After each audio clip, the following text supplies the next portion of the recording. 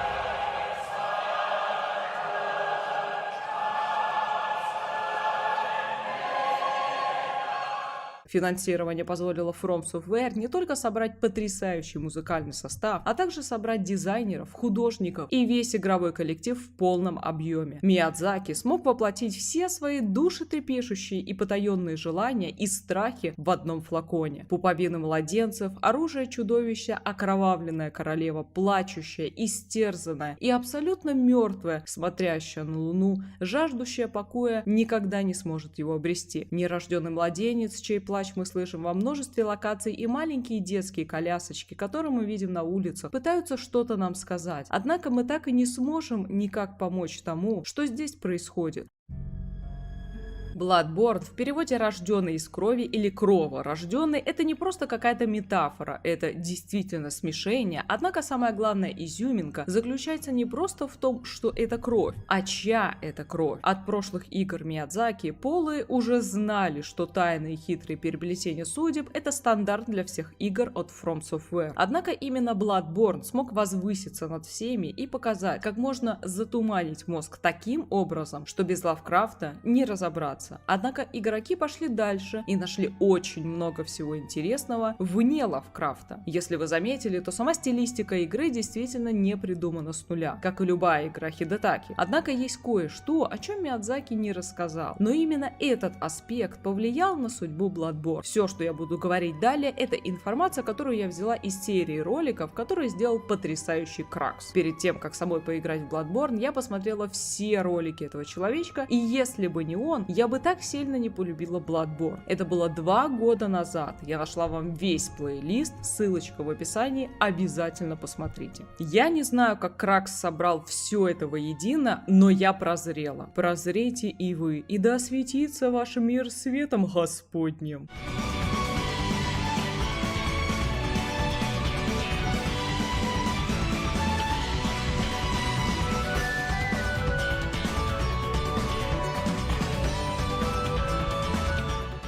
Toho Project. Это японская компьютерная игра, которая послужила огромному количеству отсылок, фундаменту и прочим сюжетным переплетениям для создания Bloodborne, начиная от самого сна и заканчивая присутствием Луны. Не смотрите на то, что в игре няшные девочки, они будут похуже Лагариуса. Да, в играх есть отличия в монстрах и названиях, однако сама суть, как таковая, не поменялась. И если не знать отсылки, философию, мифологию и бытовую жизнь Азии как таковой, можно, как и в большинстве случаев, ничего не понять. Именно в Bloodborne скрыто больше всего тайн, и из всех игр Миядзаки именно в Bloodborne создатели завуалировали, покрыли пеленой тайны, не дорассказали, не сказали и вообще оставили все как есть больше, чем где-либо. И чтобы понять, почему все построено именно так, а в Bloodborne все построено на таких мельчайших деталях, о которых вы бы никогда не додумались. Это просто нереально, если вы не мудрец 6 путей или хотя бы одного путя. Вырезка из чужого ролика закончилась.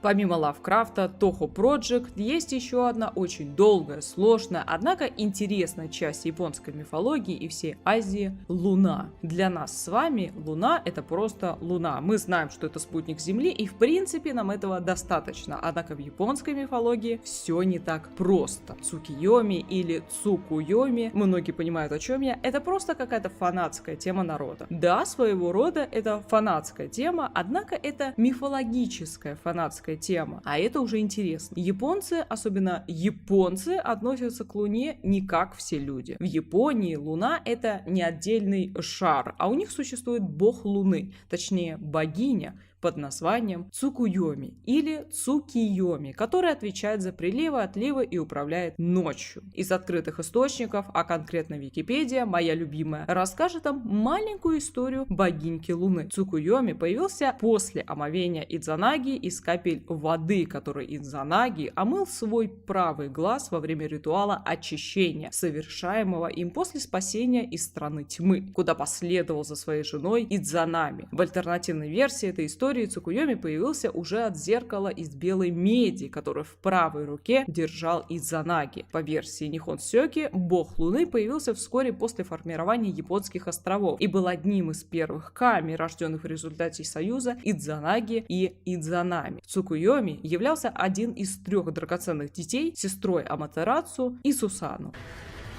Как теперь мы понимаем, Луна для японцев — это не просто символ, это огромная история. Я лишь взяла краткий ее аспект. Именно Луна является королевой мероприятия в Bloodborne, и именно вокруг нее все и строится. Самыми важными диалогами будут не те, которые станут для нас легкодоступными. Самыми главными и значимыми словами станут слова Германа, пока он будет спать, куклы, которая тихо будет разговаривать сама с собой у могилы, и несколько странных записок и предложений в лектории и от Юзефки, который после убийства Ром уже начнет сходить с ума. Каждый предмет лежит именно там, где нужно. Каждая пуповина, одежда, NPC, босс, описание предметов — это все абсолютно не случайно. И это я уже говорю не о том, по какому принципу назывались боссы. Конечно же, цветы. Цветы — это не только японская мифология, а также аниме Берсерк. Миядзаки постоянно вдохновлялся Берсерком при создании всех своих проектов. Берсерк, Луна, Лавкрафт, Toho Project и мифология Азии — это все, что вам нужно, чтобы полностью понять все, что здесь происходит. Это можно сравнить с фильмами Ларса фон Триера, которого я обожаю. Однако его кино крайне специфичное не потому, что это бред, а потому, что его идеи — это клинические случаи пациентов, перемешанные с художественными спецэффектами и религиозными веяниями. Из-за этого, смотря Триера, кажется, будто он псих. Да, в какой-то мере так и есть. Однако он очень точно описывает психологические заболевания и может показать обратную сторону человека изнутри.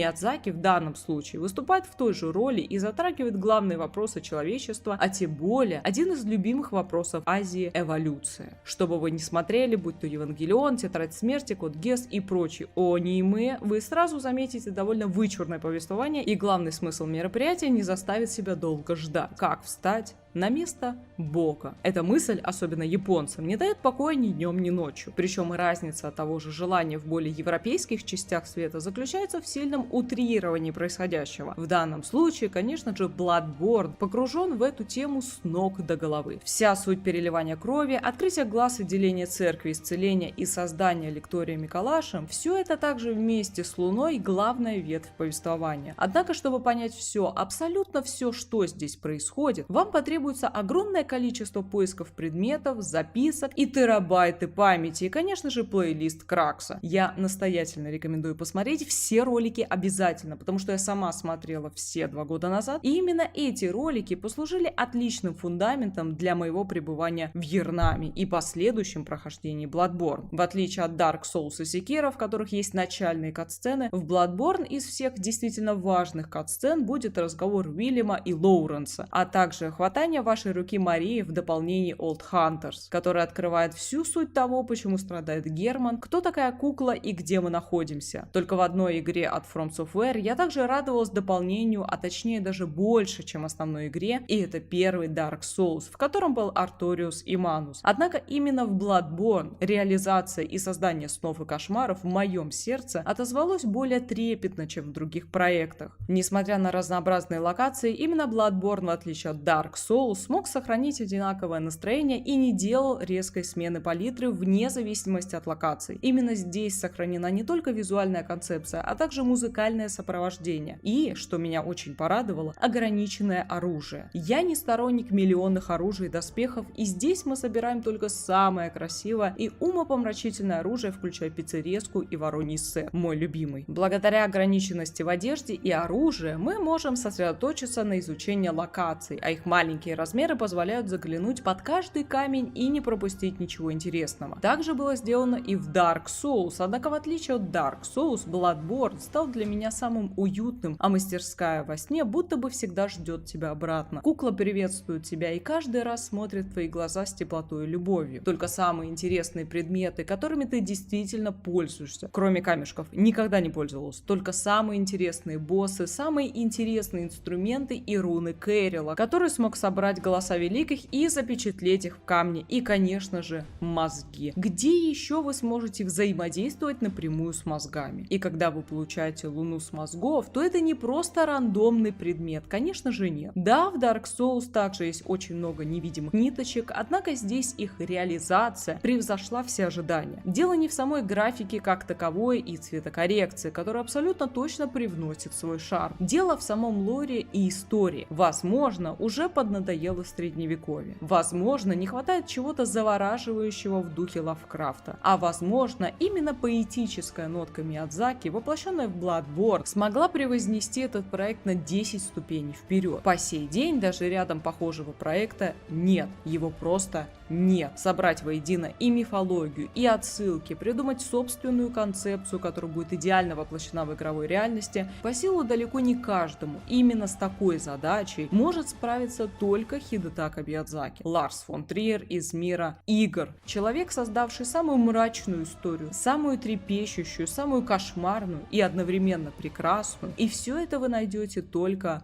в Bloodborne.